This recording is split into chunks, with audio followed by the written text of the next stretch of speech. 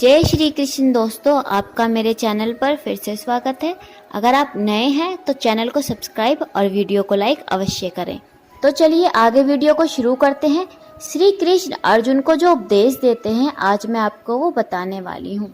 श्री कृष्ण कहते हैं कि हे अर्जुन, आत्मा अमर होती है, ना वो कभी मरती है और ना ही कभी जन्म लेती है। पार्थ, आत्मा नित्य है, इसलिए वो नहीं बदलती, परंतु शरीर नाशवान है, इसलिए एक ही आत्मा के कई शरीर बदलते हैं। इसलिए हर नए जन्म में वो नए नए शरीर धारण करता रहता है। हर नए जन्म में आत्मा नए नए शरीर तो बदलती ही है, बल्कि हर एक जन्म में भी उसे जो शरीर मिलता है वो एक शरीर भी उसी जन्म में बदलता रहता है। अर्जुन कहते हैं कि यह बात मेरी समझ में नहीं आई केशव, क्योंकि एक जन्म में तो प्राणी को एक ही शरीर मिलता है। कृष्ण कहते हैं नहीं, एक ही जन्म में अनेक शरीर मिलते हैं।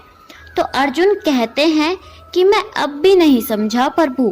कृष्ण कहते हैं कि मैं समझाता हूँ। याद करो अपना बचपन, उस समय अर्जुन का शरीर कैसा था, एक बालक का, और आज वह शरीर कहाँ है? वो शरीर तो बदल गया। इस शरीर में अर्थात वो शरीर नहीं रहा। आज तुम्हें एक युवक का शरीर मिला है। इसी प्रकार प्राणी को जन्म के समय जो शिशु का शरीर मिलता है, वही शिशु का शरीर काल के प्रभाव से एक बालक का शरीर हो जाता है। फिर वो किशोर अवस्था में आता है, फिर एक जवान पुरुष का शरीर बनता है, फिर अधेड़ उम्र का, फिर बुढ़ापे का रूप लेकर अंत में एक सूखे पत्ते की तरह जीवन के वृक्ष से टूटकर गिर जाता है। श्री कृष्ण कहते हैं कि अर्जुन, प्राणी जैसे कर्म करेगा उसका वैसा ही फल पाएगा। अच्छे कर्म करेगा तो अच्छे फल पाएगा, और बुरे कर्म करेगा तो बुरे फल पाएगा। यही जो प्राणी के अच्छे बुरे कर्मों का हिसाब है। अपने पुण्य कर्मों के फलस्वरूप सुख और अपने पाप कर्मों के फलस्वरूप दुख प्राणी को इसी जन्म में या अपने अगले जन्म में भोगना ही पड़ता है। वो टल नहीं सकता। इसलिए अकर्मण्य हुए बिना निरंतर अपने धर्म के अनुसार करते जाओ, और मन में ये पक्का विश्वास रखो कि जिस नियत के साथ तुम कर्म कर रहे हो, उसी नियत के अनुसार तुम्हें फल अवश्य मिलेगा। हे अर्जुन, प्राणी का कोई भी कर्म नष्ट नहीं होता। मनुष्य को अपने हर कर्म का फल अवश्य मिलता है।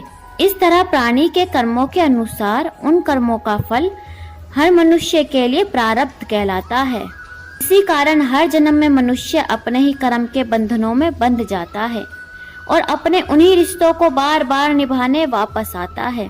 इसी कर्म के बंधन में बंध जाने के कारण मनुष्य का आगमन अर्थात जन्म जन्मांतर तक उसका जन्म होता रहता है और उसे मोक्ष प्राप्त नहीं होता। श्री कृष्ण कहते हैं कि मोह माया स्वार्थ के बंधन में फंसकर व्यर्थ ना करो ये जीवन। मिला है यह जीवन करने को सदाचार और सत्कर्म। प्रभु कृपा से ही पूरे हो सकते हैं सारे धाम। श्री कृष्ण कहते हैं कि तुम मुझसे प्रेम करो या घृणा, दोनों ही मेरे पक्ष में है, क्योंकि अगर तुम मुझसे प्रेम करते हो तो मैं तुम्हारे हृदय में आऊंगा, और अगर तुम मुझसे घृणा करते हो तो मैं तुम्हारे दिमाग में आऊंगा। जीवन में एक बात हमेशा याद रखिए कि हर कोई आपको समझ नहीं सकता और हर किसी को आप नहीं समझ सकते। दुनिया में 1000 लोग होंगे जो मुश्किलों में साथ छोड़ देंगे। तुम अर्जुन सा समर्पण तो दिखाओ, दोस्त के रूप में श्री कृष्ण सामने खड़े होंगे। क्रोध में कही गई एक बात प्रेम में कही गई 100 बातों को भुला देती है। इसलिए कहा गया है कि अपने क्रोध पर सदैव काबू रखें। प्रकृति का काम तो सिर्फ लोगों को मिलाना है। रिश्तों की उम्र क्या होगी ये तो आपके व्यवहार पर निर्भर करती है। श्री कृष्ण कहते हैं, मेरा नाता अपने से जोड़ के तूने मेरी हर मुसीबत को टाल रखा है। कृपा करो मोहन, जानता हूँ मैं सुदामा नहीं हूँ, पर तुम तो श्री कृष्ण हो ना। हमेशा बुरे कर्मों की वजह से ही दर्द सहने को मिले। कई बार हद से ज्यादा अच्छे होने की भी कीमत चुकानी पड़ती है। अच्छे काम करते रहिए, चाहे लोग तारीफ करें या ना करें। आधी से ज्यादा दुनिया सोती रहती है, सूरज फिर भी उगता रहता है। पूरी भागवत गीता में कृष्ण ने बार बार एक ही बात कही है कि कल की चिंता छोड़ो, मन को काबू करो और सही कर्म करो। उदास मत हो, मैं तेरे साथ हूँ, सामने नहीं तेरे आस पास हूँ।